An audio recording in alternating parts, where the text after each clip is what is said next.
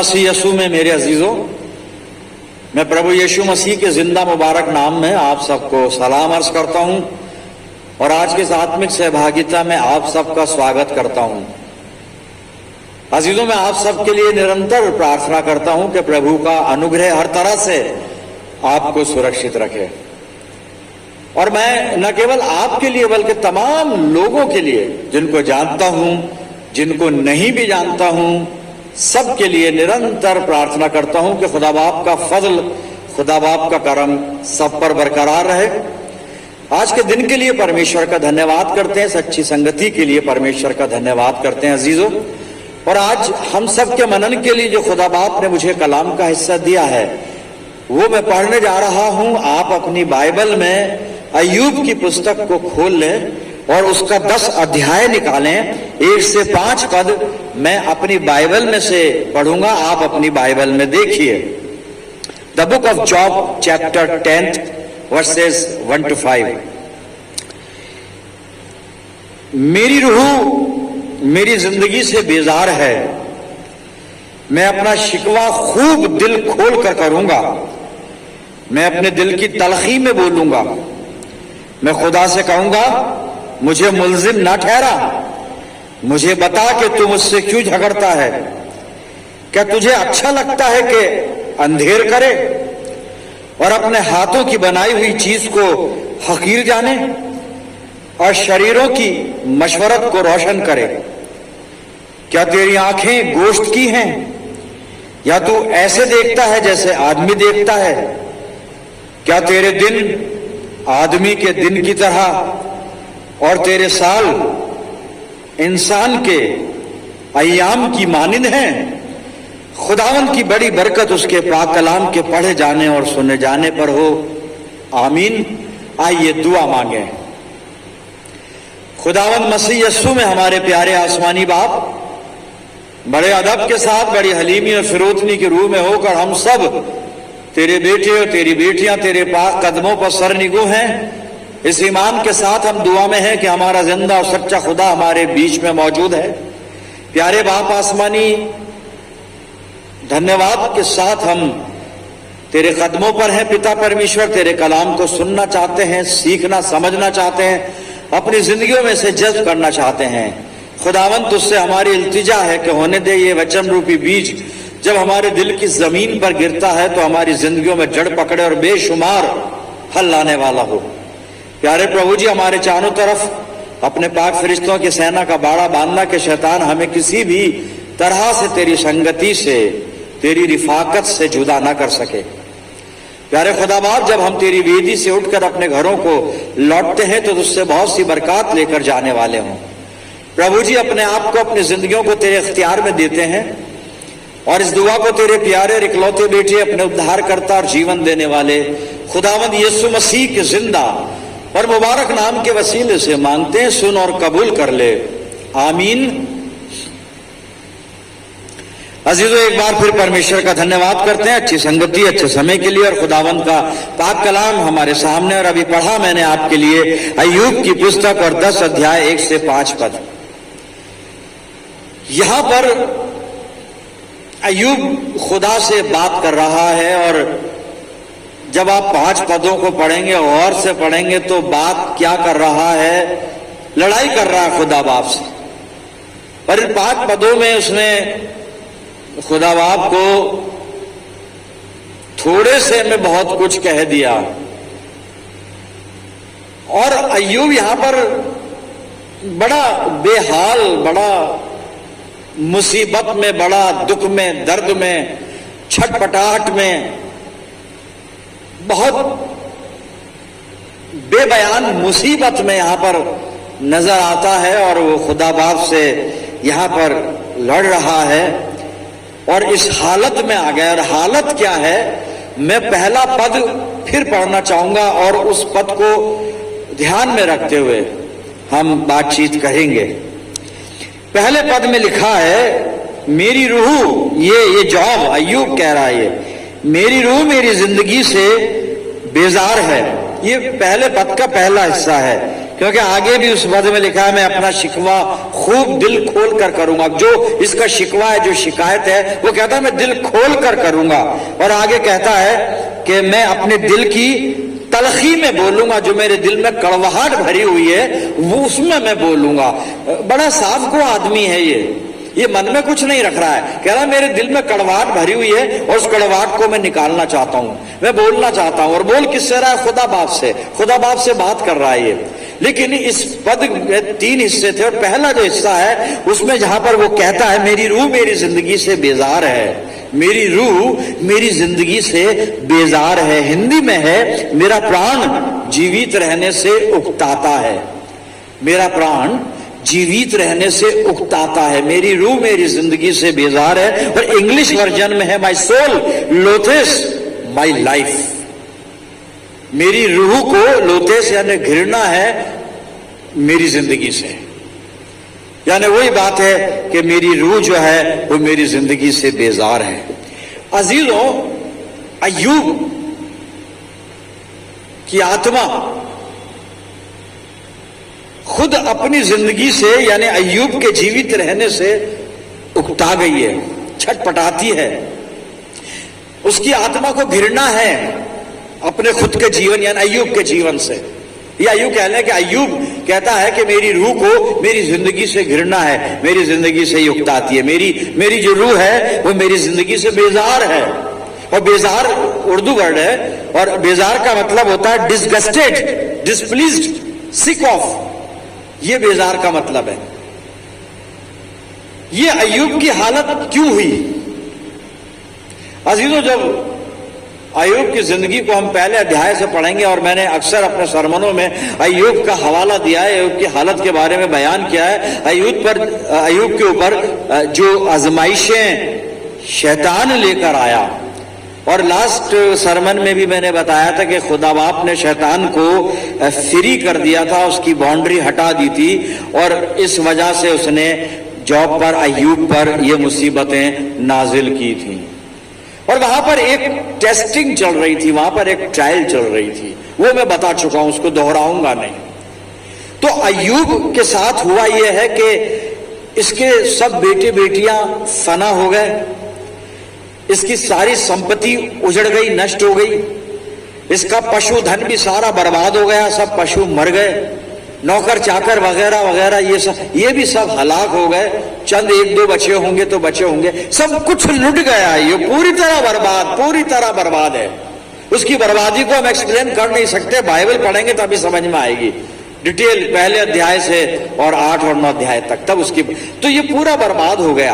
अब बची इसकी बीवी। आगे चलकर कलाम कह रहा है कि इसकी बीवी भी इससे घृणा करने लगी, इससे बोर हो गई, इससे परेशान हो गई। और इसकी बीवी भी कहती है कि तो इस हालत में भी अपने खुदा की हमद करता है, ताजीम करता है, धन्यवाद करता है, उसकी तारीफ करता है, अपने खुदा की तकफीर कर और मर जा, कर्स योर गॉड एंड डाई, मर जा तो मर जा, अब तू किसी काम का नहीं है, बर्बाद हो चुका है। उसके बाद उसके दोस्त आते हैं और उसके दोस्तों ने भी उसके साथ बुराई की, उसको हकीर जाना, उस पर इल्जाम लगाए, उसको पापी समझ लिया कि तूने पाप किया होगा तभी तुझे सजाएं मिली वगैरह वगैरह। यानी बीवी भी बरगश्ता हो गई, उससे बेवफा हो गई बीवी, और दोस्त भी उससे जो है उसके साथ ऐसा सलूक कर रहे हैं कि उसको हकीर जान रहे हैं। मेरे अजीजों, ऐसी बर्बादी के आलम में सब कुछ लुटाकर सब कुछ बर्बाद होने के बाद भी अब बची थी पत्नी, शायद पत्नी हमदर्दी दिखाती, उसने भी ऐसा नहीं किया, दोस्तों ने भी हमदर्दी नहीं दिखाई। अय्यूब पूरी तरह, मैं ये नहीं कहूंगा कि टूट गया, बल्कि पूरी तरह बिखर गया। और उस हालत में आकर पहले पद का पहला हिस्सा, मेरी रूह मेरी जिंदगी से बेजार है, माई सोल लोथेस माई लाइफ, मेरा प्राण जीवित रहने से उकताता है। ये सेंटेंस अय्यूब ने बोला है कि मेरी रूह मेरी जिंदगी से बेजार है, मेरा प्राण जीवित रहने से उकताता है। मेरे अजीजों, अय्यूब की जो हालत हुई है, उस हालत में कोई भी व्यक्ति ऐसा ही करेगा।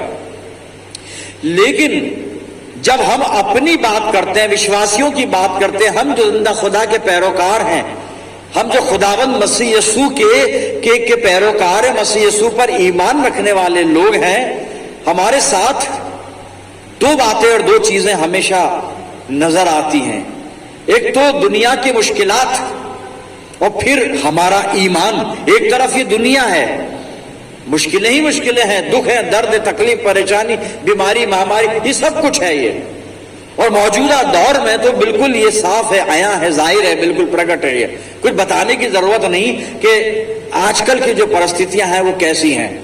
और ऐसी परिस्थिति में मेरा खुदावंद मसीह यीशु के ऊपर कैसा ईमान है, परमेश्वर के प्रति मेरा कैसा विश्वास है। अय्यूब पर जो मुसीबत आई,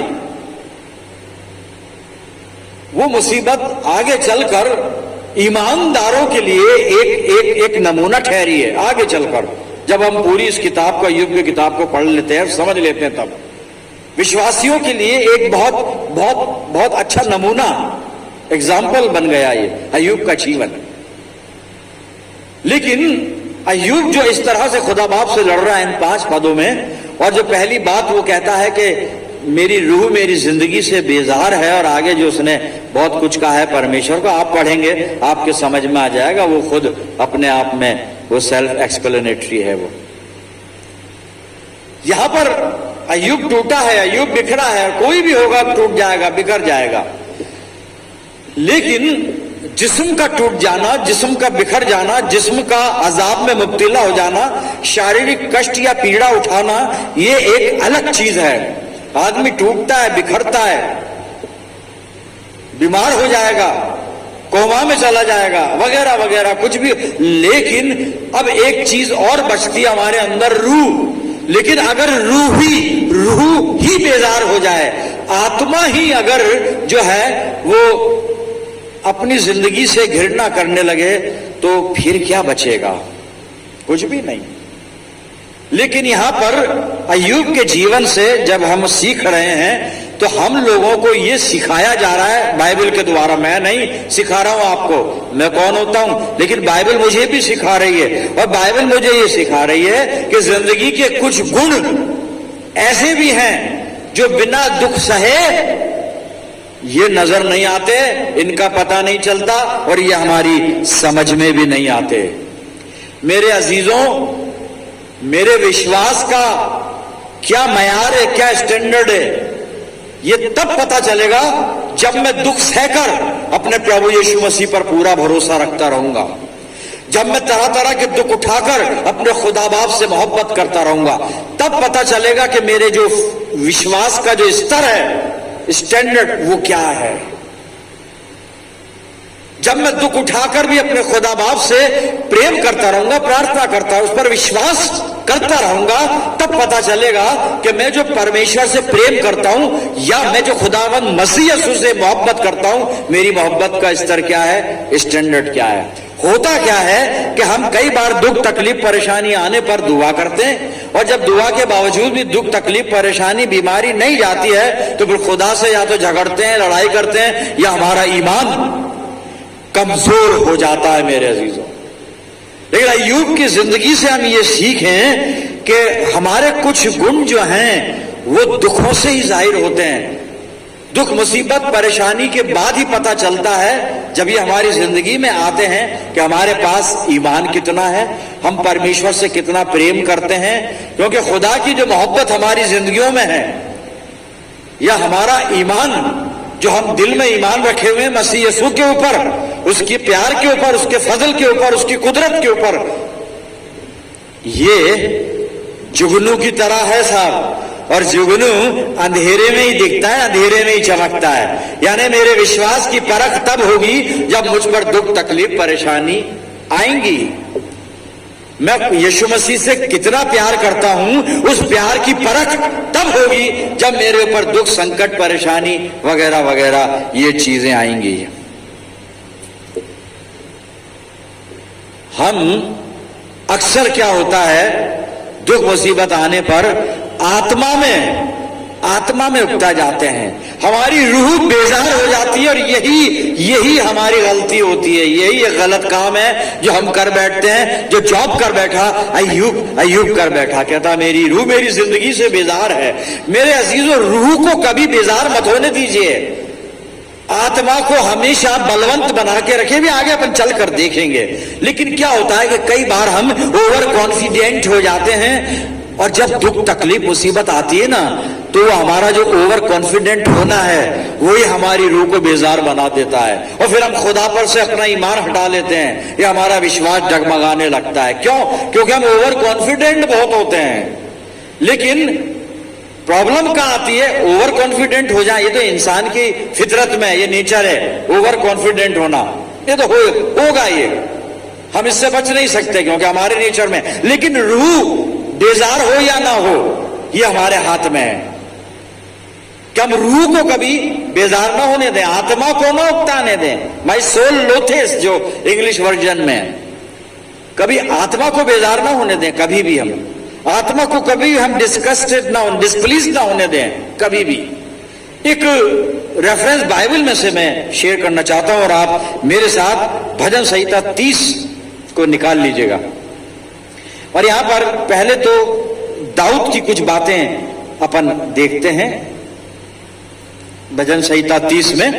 और पहले तो मैं पढ़ रहा हूं 6 और 7 पद। यहां पे दाऊद क्या कहता है? मैंने तो अपने चैन के समय कहा था कि मैं कभी नहीं टलने का। हे यहोवा, अपनी प्रसन्नता से तूने मेरे पहाड़ को दृढ़ और स्थिर किया था। दाऊद कह रहा है मैं सुख से था, चैन में था, कंफर्टेबल था, बहुत अच्छा था। तो मैंने कहा कि बस मैं अब टलूंगा नहीं, अब अच्छा चलेगा सब, अब मेरे दिन बहुत अच्छे शुरू हो गए और खुदा बाप मेरे साथ है, खुदा की बरकतें मुझ पर, बड़ा संतुष्ट था मैं। लेकिन साहब हुआ क्या? यही पढ़ रहा हूं मैं 7वें पद में, 7वें पद को दोहराता हूं। हे यहोवा, अपनी प्रसन्नता से तूने मेरे पहाड़ को दृढ़ और स्थिर किया था। ये भी किया था तूने, खुदा मुझसे खुश था, खुदा ने मुझे बरकतें दी, कामयाबी दी, हर तरह से सरफराजी दी मुझको, सारी बातों में मैं खूब मैंने तरक्की की। लेकिन हुआ क्या? आगे लिखा है 7वें पद का आखिरी हिस्सा, जब तूने अपना मुख फेर लिया तब मैं घबरा गया। तब मैं घबरा गया। दाऊद डर गया कि सब कुछ अच्छा चलते चलते, अच्छा होते होते जिंदगी में सब कुछ अच्छा चल रहा है, सब कुछ ठीक चल रहा है, ये क्या हो गया? ये वापस फिर नेगेटिविटी जिंदगी में कैसे शुरू हो गई?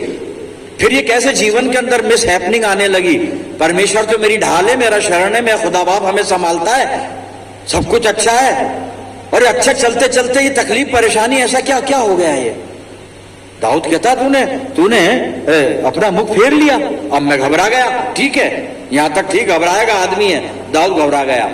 पर क्या करा इसने? आगे क्या करा साहब? अब इसी का 10वां पद, भजन संहिता 30 10 पद कहता, हे यहोवा सुन, मुझ पर अनुग्रह कर।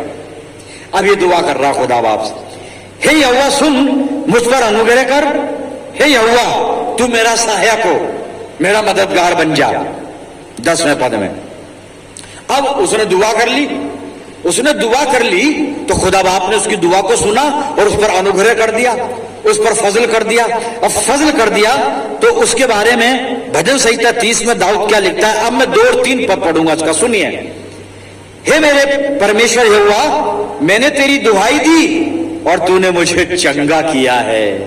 मैंने तेरी दुहाई दी और तूने मुझे चंगा किया है।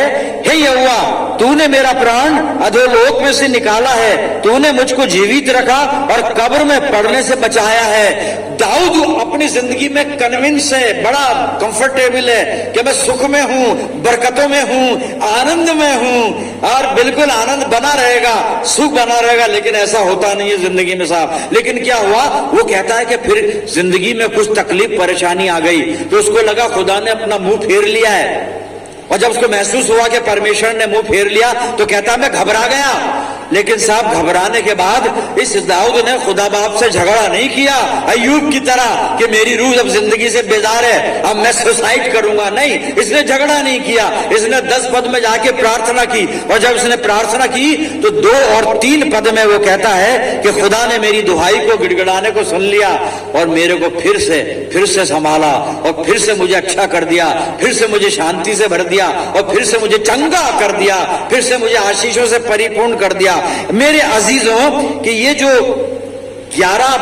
ये जो इसके जीवन में फिर से बहाली आई, ये क्यों आई, इसकी वजह क्या थी? लेकिन उससे पहले मैं 11-12 पद भी पढ़ूंगा जो दाऊद आगे चलकर कह रहा है। भजन संहिता 30 11-12 पद सुनिए। तूने मेरे लिए विलाप को नृत्य में बदल डाला, तूने मेरा टाट उतरवाकर मेरी कमर में आनंद का पटका बांधा है, ताकि मेरी आत्मा तेरा भजन गाती रहे और कभी चुप ना हो। हे मेरे परमेश्वर यहोवा, मैं सर्वदा तेरा धन्यवाद करता रहूंगा। कहता है मेरी आत्मा हमेशा तेरा। इसने दाऊद ने मुसीबत आई, परेशानी आई, दुआ की, बहाल हो गया, फिर से ठीक हो गया और कहता है कि तूने सब कुछ अच्छा कर दिया मेरी आत्मा।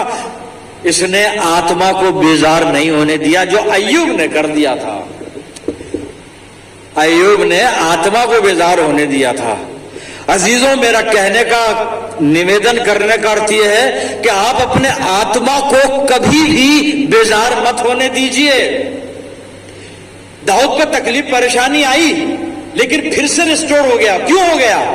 क्योंकि वो शरीर में टूटा, शरीर में डरा, शरीर में घबराया, लेकिन रूह के अंदर मुस्तैद था। वो रूह के अंदर मुस्तैद था, रूह उसकी जिंदा थी, रूह उसकी ईमान में थी, रूह उसकी बेदारी में थी। मेरे अजीजों, रूह उसकी तैयारी में थी, इसलिए वो फिर से बहाल हो गया। नहीं, अय्यूब भी हुआ। मैं ये नहीं कह रहा हूं कि अय्यूब फिर बर्बाद ही होता। नहीं साहब, अय्यूब हुआ, लेकिन अय्यूब हुआ कैसे? अय्यूब ने ये सब गलत ही किया। खुदा से लड़ रहा है, खुदा से झगड़ा और क्या क्या बोल रहा है। जब आप ये 5 पद जो मैंने पढ़े थे, आप फिर से बैठ के अकेले में पढ़ना, लेकिन आप नोट कर लें कि अय्यूब 42 अध्याय और 5 और 6 पद में फिर अय्यूब समझ गया। अय्यूब ने तौबा की है, पश्चाताप किया है, परमेश्वर से माफी मांगी है और खुदा बाप ने उसको भी बहाल कर दिया। खुदा अपने बंदों को बर्बाद नहीं होने देता। खुदा अपने बंदों को दुख, मुसीबत, परेशानी, बीमारी, हारी में नहीं छोड़ता साहब। सिर्फ वहां पर हमारी रूहानी कैफियत क्या है खुदा ये देखता है कि मेरी आत्मा तैयार है, मेरी आत्मा जागृत है, मेरी आत्मा जो है विश्वास में है या नहीं है, या मेरी आत्मा भी मर गई। जब आत्मा मर जाए तो वो बेजार हो जाती है, लेकिन दाऊद ने आत्मा को बेजार नहीं होने दिया। कहता मेरी आत्मा तेरे भजन गाती रहेगी, शरीर के साथ कुछ भी होता रहे, लेकिन मैं रूह में बेदार रहूंगा, जागृत रहूंगा, होशियार रहूंगा, तैयार रहूंगा, स्ट्रांग रहूंगा। मेरे अजीजों, हमारी रूहानी जिंदगी की क्या हालत है? शरीर में हम अच्छे भी हो सकते हैं और शरीर कमजोर भी हो सकता है। शरीर में हम टूट भी सकते हैं, शरीर में बिखर भी सकते हैं, शरीर हमें मायूस भी कर सकता है, शरीर के होते हुए हम घबरा भी सकते हैं, डर भी सकते हैं, सब कुछ हो सकता है। बागे गत्समनी में मेरे उद्धारकर्ता मसीह यीशु का पसीना, खून की बूंदें बन बन के टपक रहा था, क्योंकि वो घड़ी यीशु मसीह के शारीरिक जीवन के ऊपर बड़ी कठिन घड़ी थी। और दुआ करता है कि परमेश्वर हो सके तो प्याला मुझसे टल जाए। ये घबराहट है, ये बेचैनी है, लेकिन क्योंकि वहां पे रूह तैयार थी, यीशु मसीह की रूह मुस्तैद थी, रूह विश्वास में थी, रूह तैयारी में थी, रूह जीवित थी। तो यीशु मसीह कहता नहीं, मेरी नहीं पिता तेरी इच्छा पूरी हो। यीशु मसीह ने रूह को बेजार नहीं होने दिया। रूह बिल्कुल मुस्तैद थी साहब, रूह मुस्तैद थी। हम रूह में हार जाते हैं, रूह को बेजारी की हालत में जाने देते हैं, रूह को ठंडा होने देते हैं। हम रूह के अंदर विश्वास में कमजोर हो जाते हैं। मेरे अजीजों, हमें अय्यूब की तरह इतना ऐसा नहीं करना है। घबराहट तो होगी, हम मनुष्य हैं। दाऊद भी कहता मैं घबरा गया जब तूने अपना मुंह फेर लिया, लेकिन वह हुआ क्या कि उसने रूह को भी बेजार होने दिया। रूह को कभी बेजार मत होने दीजिए मेरे अजीजों। रूह को हमेशा तैयारी में रखिए, जागृत यानी बेदार रखिए रूह को हमेशा, और हमेशा विश्वास में रहिए। हमें पौलुस की तरह अपने एहसास पैदा करने पड़ेंगे दिल में। पौलुस क्या कहता है, मैं हवाला पढ़ूंगा, 2 कुरिन्थियों 12:10। 2 कुरिन्थियों और 12 अध्याय सुनिएगा 10 पद। इस कारण मैं मसीह के लिए पौलुस की रूह जागृत है, तैयार है, विश्वास में है। हालत तो उसकी भी वही है जो जॉब की देख रहे हैं या जो दाऊद की देख रहे हैं हम। और अजीजों, इस दौर में यही हमारे चारों तरफ है, यही हमारे साथ है। चारों तरफ हमारे कंफर्टेबल नहीं है, हमारे चारों तरफ की दुनिया में अच्छा नहीं है, पॉजिटिव नहीं है, हालात ठीक नहीं है।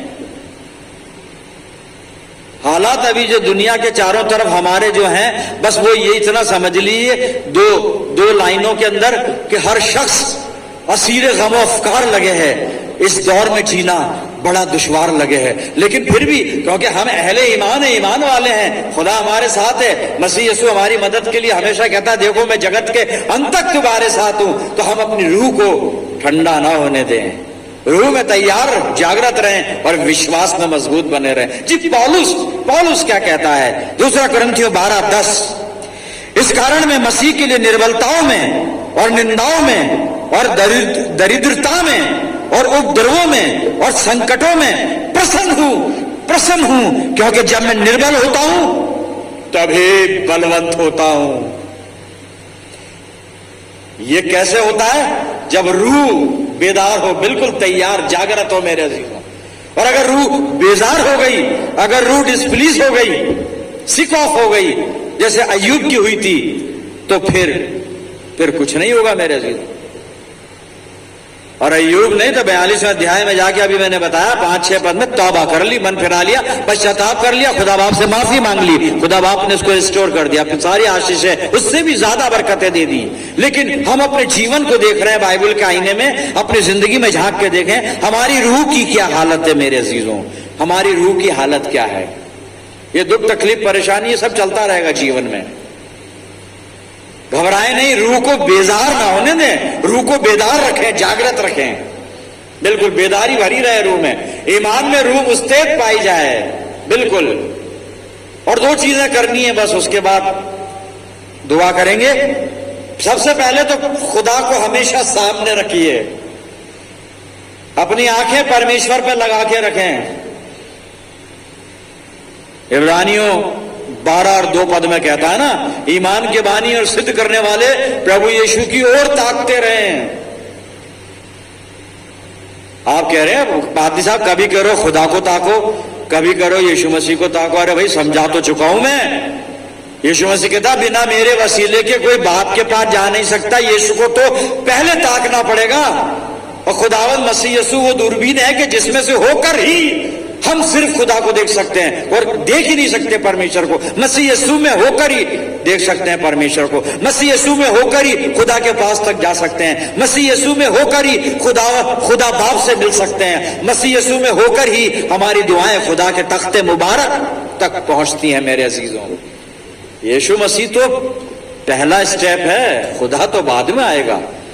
क्योंकि यीशु मसीह ने कहा फिलिप्पुस बिना मेरे वसीले के कोई जा नहीं सकता बाप के पास, कोई जा नहीं सकता, कोई नहीं जा सकता। तो जी करे क्या? सबसे पहले तो दाऊद का भजन सुनते हैं, और दाऊद का भी हमने पढ़ा भी है, लेकिन एक बार फिर दाऊद को देखते हैं। दाऊद भजन संहिता 16 और 8 और 9 पद में क्या कहता है? ये अपने खुदा को सामने रखता है, रूह को कभी बेजार नहीं होने देता, ये आत्मा को कभी उकताने नहीं देता, खुद उकता जाए भले ही आत्मा को नहीं उकताने देता। जी क्या कहता है भजन संहिता 16, 8, 9? मैंने यहोवा को निरंतर अपने सन्मुख रखा है। आंखें मत हटने देना खुदा के ऊपर से, अपनी नजरें मत हटाना प्रभु यीशु मसीह के अनुग्रह से। मेरे दाऊद सुन ली, दाऊद गवाही दे रहा है, मैंने यहोवा को निरंतर अपने सन्मुख रखा है, इसलिए कि वो मेरे दाहिने हाथ रहता है, मैं कभी ना डगमगाऊंगा। भाई इतना कॉन्फिडेंस कहां से आया तेरे में? कहता है मैंने खुदा को सामने रखा है, कैसे डगमगाऊंगा मैं, कैसे डगमगाऊंगा।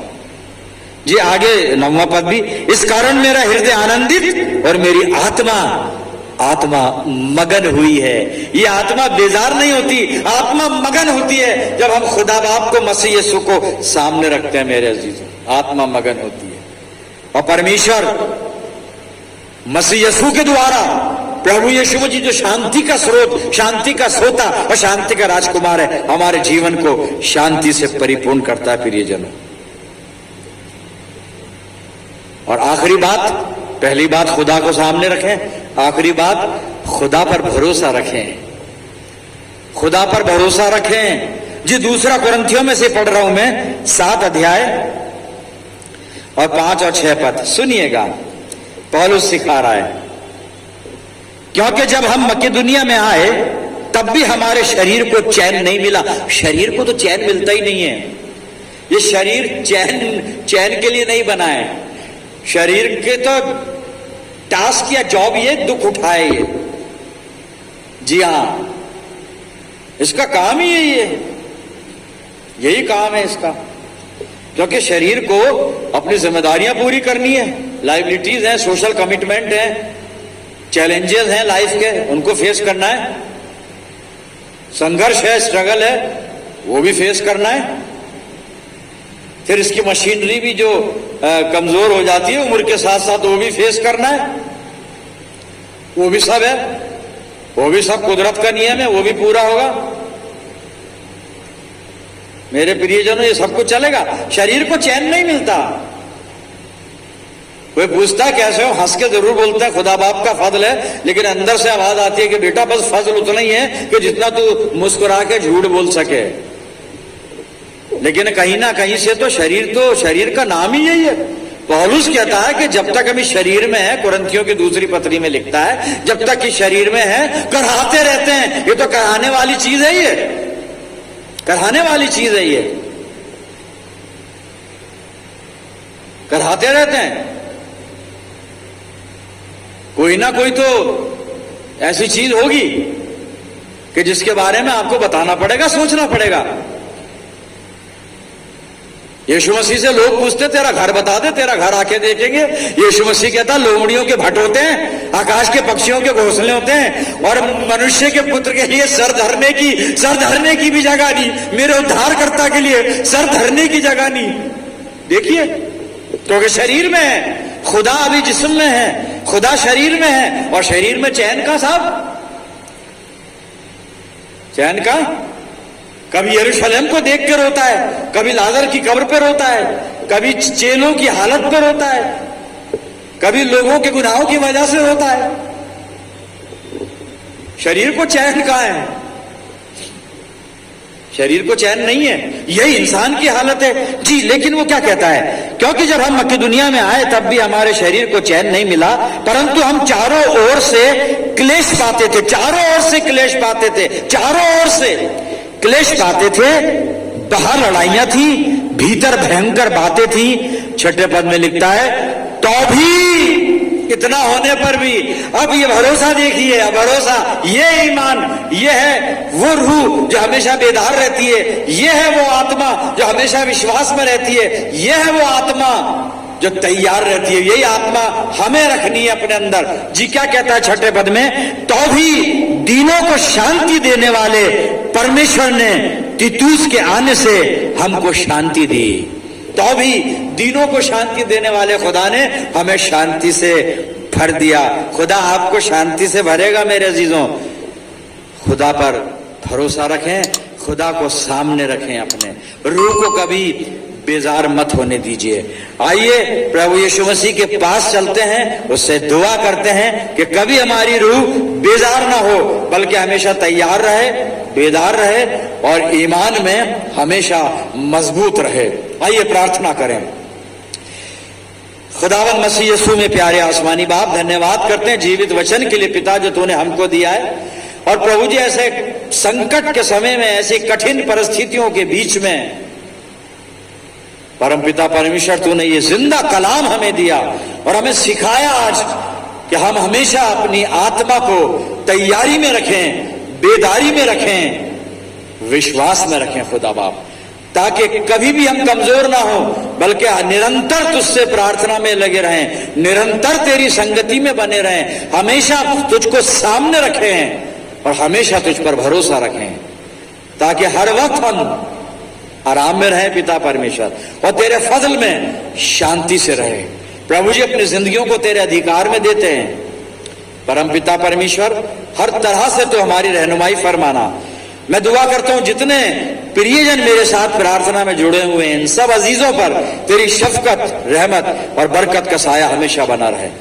प्रभु जी, हम कुल आलम के लिए प्रार्थना करते हैं, हर जगह तेरा फजल हो प्यारे खुदावंद। तमाम बुराइयों को, परेशानियों को, संकटों को, मुसीबतों को, महामारियों को मसीह यीशु के नाम से दूर कर दे खुदा बाप। दयालु पिता, सब कुछ तेरे हवाले करते हैं, अपनी जिंदगियों को हर तरह से तेरे इख्तियार में देते हैं। प्रार्थना करते हैं इस वचन पर चलने की हमें तौफीक देना और पवित्र आत्मा की सामर्थ से हमें परिपूर्ण कर देना प्रभु जी, ताकि हम आत्मा में हमेशा तैयार पाए जाए और विश्वास में हमेशा मजबूत पाए जाएं। सब कुछ तेरे हवाले है प्रभु जी, अपने आप को भी तुझे सौंपते हैं और ये प्रार्थना बड़े ईमान के साथ, बड़ी बेदारी के साथ तेरे प्यारे इकलौते बेटे और हमें जिंदगी देने वाले खुदावंद मसीह यीशु के जिंदा और मुबारक नाम के वसीले से मांगते हैं। सुन और कबूल कर ले, आमीन।